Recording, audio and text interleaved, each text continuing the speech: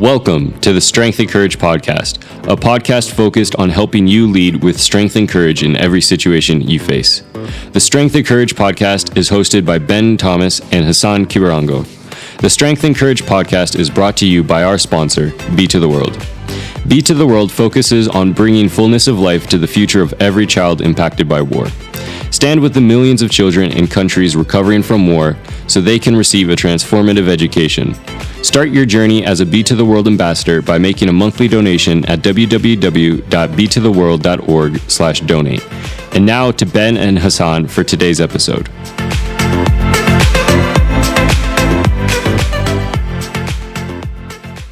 Hello there and welcome to episode 9 of the Strength and Courage podcast with me, Hassan Kibirango. And I'm delighted to be having this conversation with Ben Thomas around one of those very common concepts of leadership. And he's going to be taking us through servant leadership. I'm really excited because I've been a student of servant leadership at least the last 2 years. So Ben Thomas, about 3 years ago, I started my master's degree, and I had heard about servant leadership, but I had never studied it in depth. Yeah. So it must have been our third module in class when they introduced us to the leadership theory of a gentleman called Robert Greenleaf, the thought leader around this whole servant leadership concept. And when you look at it in its traditional sense, servanthood and leadership seems to be an oxymoron, especially the contemporary leadership we know in our world today. So putting those together, servant leadership, they're an interesting idea, and I really can't wait to pick your thoughts on what you think servant leadership is. And I think we'll go right in and start by defining servant leadership, but also juxtaposing it on your own definition of what leadership is. Yeah, thanks, Hassan. This is such a great topic, and I think one that really underscores our whole mission and vision when we think of the Strength and Courage Leadership podcast. Sure. Right? Servant leadership, there's so many definitions of it. When I think back to my original definition of leadership, it's ensuring a better future for the children of tomorrow, right? So servant leadership for me then is, what are the sacrifices I need to make that put the children of tomorrow first and me well below that? Wow. Right? So what are the sacrifices in terms of how much energy I use? What are the sacrifices in terms of the renewable resources or non-renewable resources that I consume? What are the sacrifices in terms of the money? Where do I put my money so that it doesn't just land on what's needed today, but it lands on building a better future for tomorrow? Oh. And so that's what I think of when I think about servant leadership. It's putting others first in order to ensure a better future for the children of today and the children of tomorrow. And for me, that's formed by obviously Jesus, and you might hear me say that a few times on this podcast, but he was the ultimate example of servant leadership, and he's the one that really set the example and set the bar for us. And so I may be jumping ahead, but I'll just go right there, because for me it's like, without the example of Jesus, like, that was the most total and complete example of servant leadership, right? So we see him in Matthew chapter 20, verses 20 to 28. The mother of James and John come to him and say, hey, can my son sit at your right hand and your left? And Jesus says, hey, that authority is not given to me. So one, he recognizes he has an authority over himself. But then he says, hey, leadership is not like you see where it's lording your authority over others, but I came to serve, not be served. And I mean, talk about an upside down model. Yeah. And I think even if I put myself in the shoes of Jesus's followers at the time, I imagine many of them left him after that statement because they wanted a king. They wanted someone that was going to be a powerful, political, restorative figure to restore their kingdom and put them in the rightful place in the Roman Empire. But Jesus says, no, I came to serve, not be served. And then he demonstrates it again in John chapter 13, where they're having a supper meal, and then he goes and grabs a towel or his cloth and grabs some water and begins to wash the disciples' feet. And of course Peter says, no, not just my feet, then my head and my hands, and and Jesus says, no, I'm giving you an example of how you should serve. I'm giving you an example of what this can look like.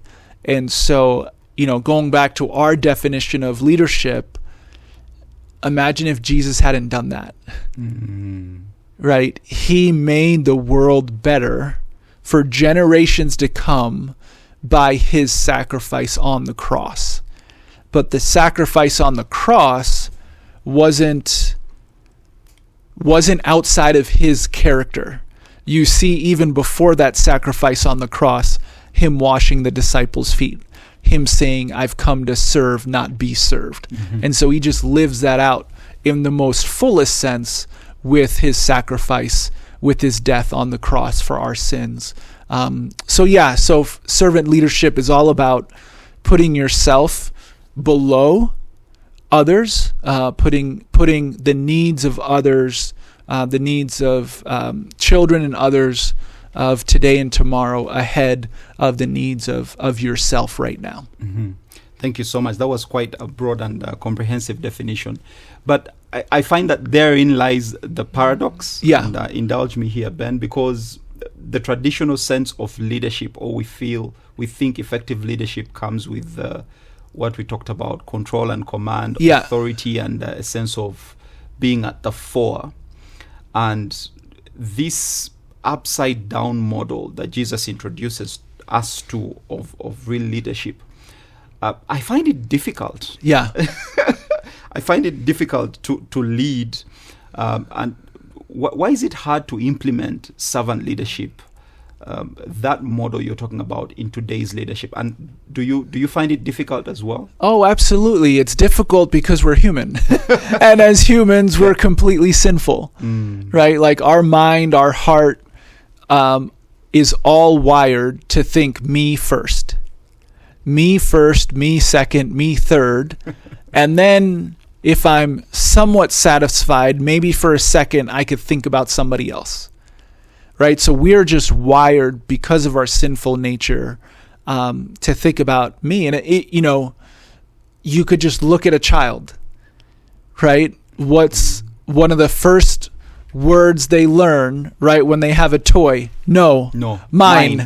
Right?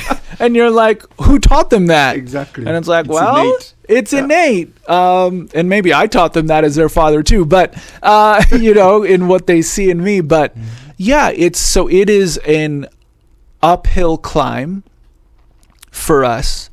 There's nothing wrong with you. For leaders that are listening, there's nothing wrong with you if that's your first mindset, right? And then it takes work in each of us to say, okay, how do I overcome this? What are steps that I can take? What does this mean? What does this look like? What's meaningful? And it's not going to all come overnight, and it grows over time. Right? It grows over time to where it does become part of your second nature to say, hey, that guy, he's a servant leader. One of my favorite examples of servant leadership is my father. From a young age, I saw him, we would gather at church quite a bit, in our Indian community in New York. Church was very much the place where we would gather. And I remember, I think it was my best friend's sister's engagement. And so in our Indian culture, similar to Rwandan culture, we gather together. The engagement is not, the boy and the girl and their private moment. It's between families all of those things. And you share a big meal and a celebration and a prayer and all those things. And so I remember my dad started to empty the trash bags at the engagement. And I thought, I was in high school at the time, and I was like, why is he emptying trash bags now? Why didn't he wait for? And I remember even in that moment, as I was having that thought in church, thinking, okay, who's being more like Jesus right now? Wow. You with your 16 or 17-year-old pride, or this 50-something-year-old man who has worked all week to put food on the table for us, and now we're at a close family friend's engagement, and he's making sure that the trash is taken care of so nobody else has to. And to this day, that's who he is, right? He's the last one to eat. He's the first one to give of whatever the need is. And so that's just been an innate part of who he is.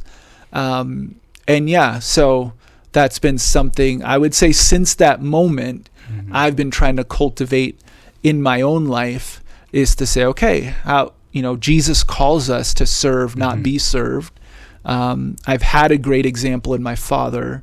And what does this look like? What does this mean? It's so, it is against our nature. I remember another one of my dad's friends. My dad had bought into a business, and this friend who's a prolific businessman, Indian people are. I know it's in our blood. It's in your hemoglobin. And I remember him coming over, and we were outside, and he was talking to my dad, and he said, "Hey, you have to start thinking like a businessman now." And my dad's like, "I'm not a businessman." He said, "This is where I'll earn my income, but I'm not a businessman." And I remember in that moment, again, this was probably in my high school years, being like, okay, my dad knows who he is and who he's not. And that just struck me as, wow, that's really incredible to be able to know that. And that's what he did. And that's what provided for us in my high school years and beyond. And so he never sought out to be something that he wasn't. And he was not. But he really sought to be who he was and who he felt God called him to be. And that was a servant. Yes. Yeah. I want to lean more into that. Again, coming back to this idea of the paradox. There are leaders out there who will be listening to this and saying, Hassan and Ben, you probably don't understand. I want to lead that way, but I don't want my trust or goodness to be abused. I don't want to look as though I am weak. And many people look at servant leadership, and why leaders temper going that direction is because they don't want to create an idea by the people that they lead that either they're weak on one hand or vulnerable on another. What advice would you give to leaders to begin to open themselves up to servant leadership? And what idea does it not represent? Does it represent weakness? I mean, if I have to come below, who will lead, who will give instruction, who will give authority over this thing? Yeah, I think, a few things. I think you're not ceding your position by being a servant leader. Wow. Please say that again. Right. You're not ceding your position. You're not ceding your authority in the position you have. Right? If you do, you're being derelict to your duties. Wow. And so the idea of servant leadership is not, Jesus didn't not be Jesus. Yes. And Lord. And Lord, like he still walked the walk and did only the things that were entrusted to him to do. He didn't say, okay, Peter, you go do that. You go deal with the Roman soldiers, right, who've come to arrest me. You go, John, you go up here before Pilate. No, he stepped in, he stepped up, and And he didn't cede any of that authority. So being a servant leader is not giving up your position. It's not giving up your authority, but it's also not placing the benefit that is due you above everybody else in the organization. Right? And so I think we saw incredible examples of this during the COVID-19 pandemic. Yes. I think for all of us that were CEOs, owners, leaders, I don't know any that didn't sacrifice their own pay, their own income at some level to ensure that everyone that was entrusted to them was taken care of first. Yeah. Right? Not to say that there weren't cuts that were made and things like that, but we all had to look at ourselves and say, great, what's my contribution in this? And may my contribution be greater than anybody else's in the organization. And yet you still had to manage the budget for the organization. Oh, yes. Right? Yeah. And so I remember being struck in April 2020. So just, in Rwanda, we were now 1 month into the pandemic, and we were in a lockdown, and it was clear the lockdown wasn't going anywhere. Yeah. And, this wasn't a 2-week thing.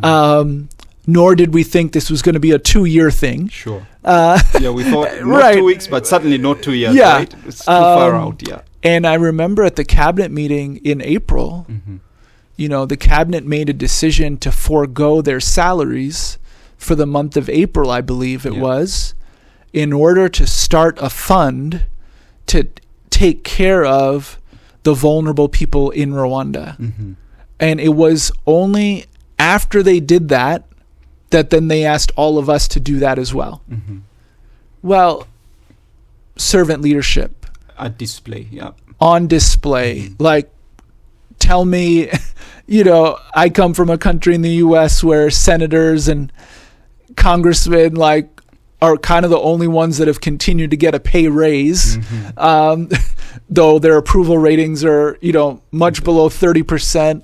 But here it was a very different story. And so did anybody lose respect for our cabinet because of that decision that they made? Of course not. No. If anything, it soared. It skyrocketed and said, hey, we're in this together.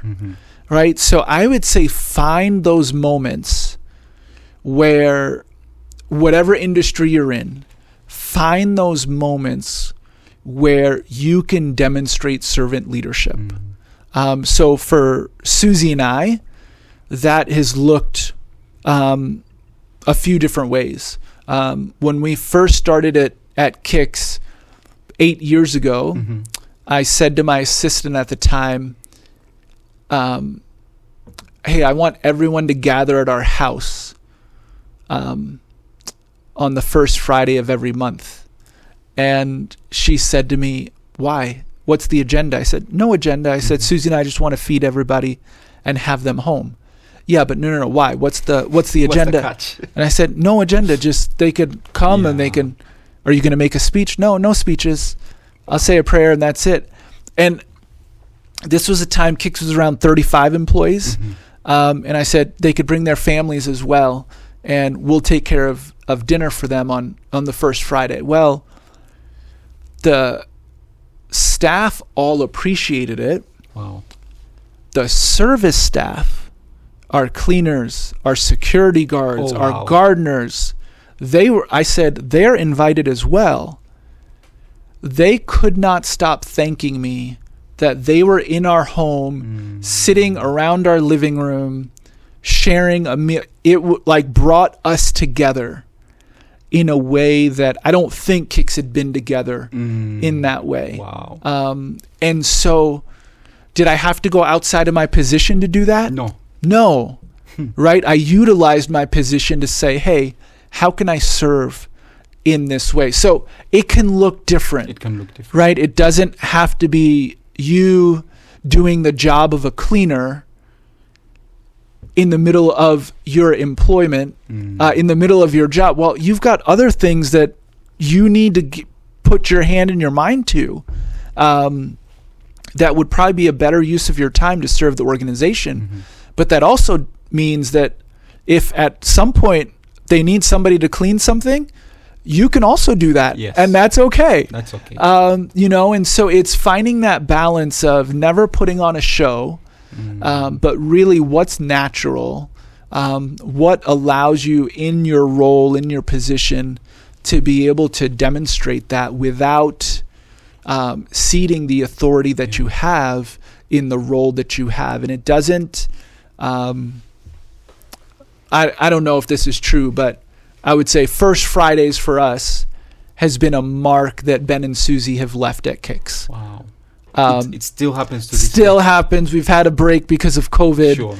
We've had to do it a little different. We have 70-something staff now. But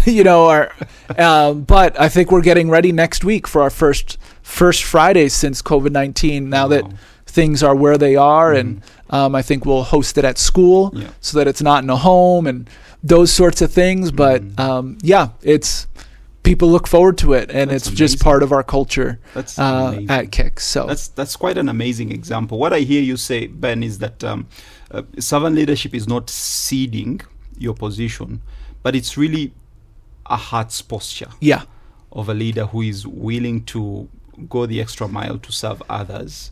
But the authority stays. In fact, your authority is more grounded, and people are more willing to follow you. Because they believe that you care for them as a person. What I do for a living is we do leadership development with this organization I serve called Redwoods Leadership, and it's really the privilege of our life to enter organizations and have conversations with leaders. And most of the times we're called in, there's usually a crisis. There's usually a crisis where, and it's a soft skills crisis, not really around people's competences, but it's how people work together. Right. And we find that for many organizations, this is an element that is missing. And in organizations where there's good team engagement, people are really bring their heart to work, there's always something that points to the leader being a servant leader.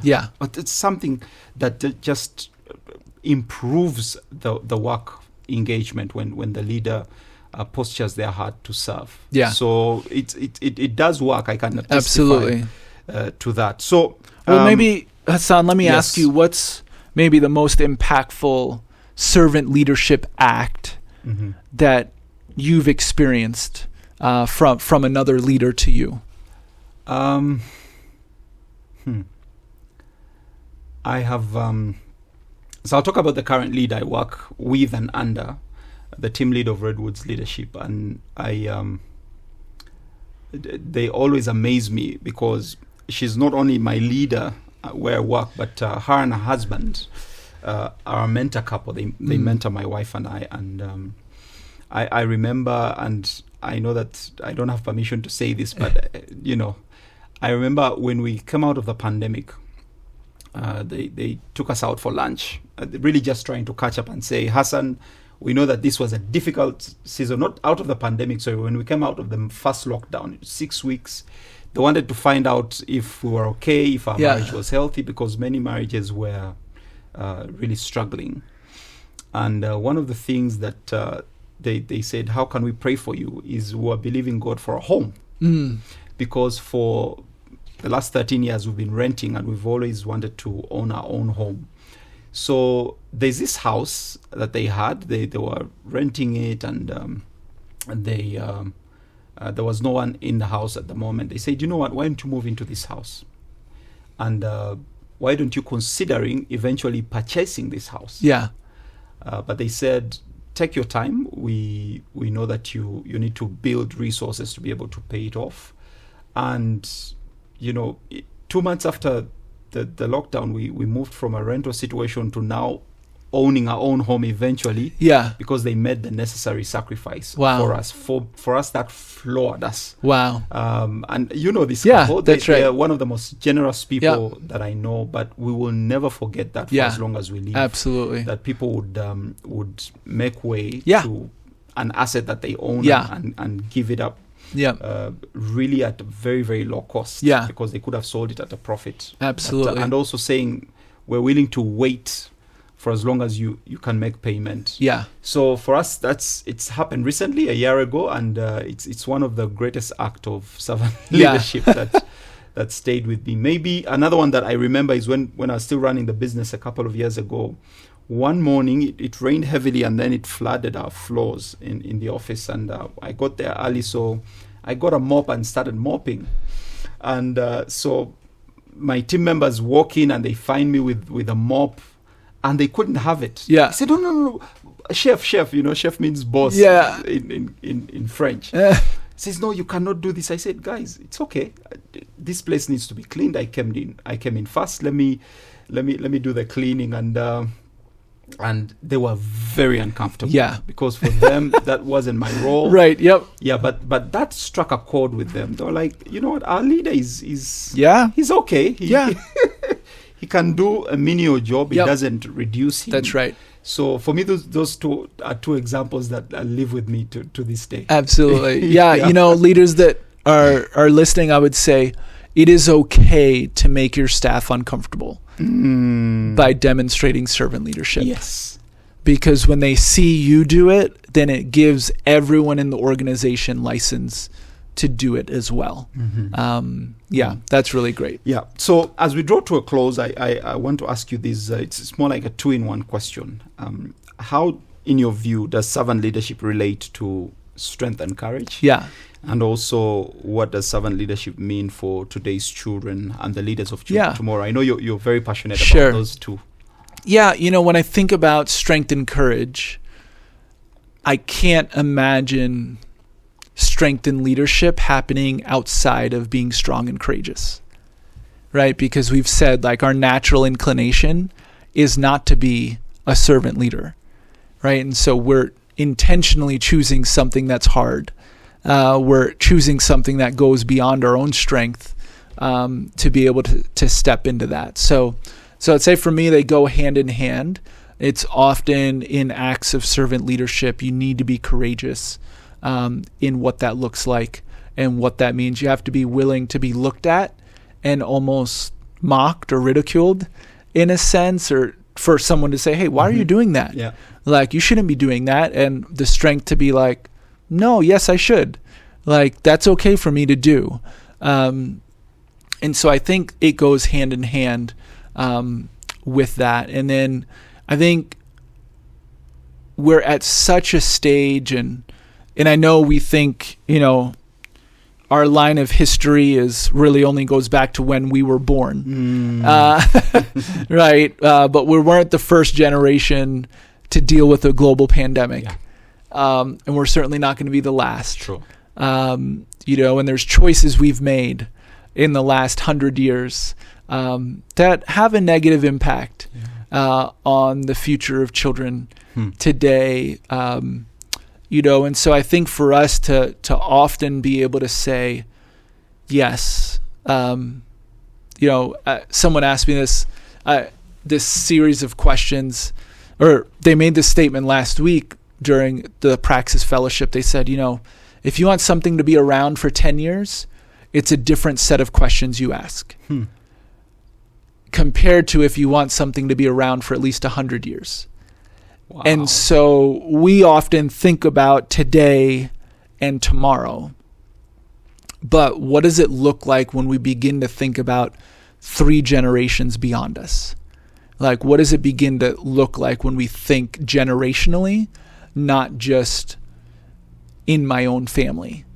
And so demonstrating servant leadership today so that 3 generations from now, there's a bright future. We're in Rwanda. I've shared before, Kix has purchased 8.8 hectares of land. Well, the reality is very few of our current students will actually get to enjoy it. Yeah. And my opening pitch to our parents 5-6 years ago was, I want everyone to close your eyes, and I want you to picture your grandkids going to Kicks. And I said, I want you to picture your grandchildren going to school in Kigali. How can we ensure that there's a school that stands for Christ, that stands to prepare servant leaders to impact the world for Christ here in Kigali at that time? And so I said, this is your contribution to your grandchildren's future. And people didn't like it.